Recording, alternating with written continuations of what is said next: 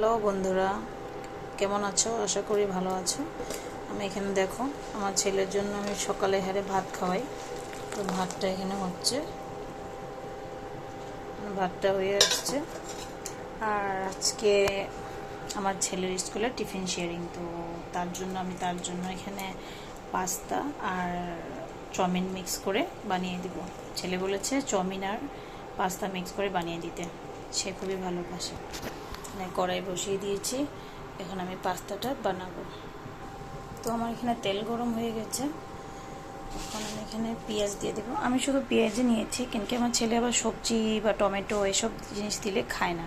সবজি বলতে যেমন গাজর বিনসটা দেওয়া যায়, আমার কাছে ভালো লাগে, কিন্তু আমার ছেলে খেতে চায় না। তো তাই আর কি, সে জিতা খাবে এটাতে বানিয়ে দিব।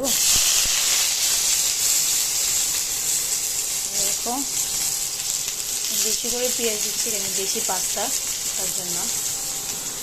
আর আমি এখানে এই যে ম্যাগি মশলা দিব দুটো, আর এই পাস্তা মশলা দুটোটা মিক্স করে দিব। আমি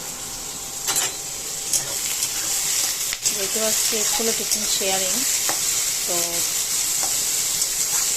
ঝাল মানে মরিচটা দিব না, সব বাচ্চারা খাবে। হ্যাঁ, আর আমার ছেলে খুব একটা ঝাল খেতে পারে না, তো তার জন্য মরিচটা আমি দিব না। সয়া সস ভিনেগার দেবো।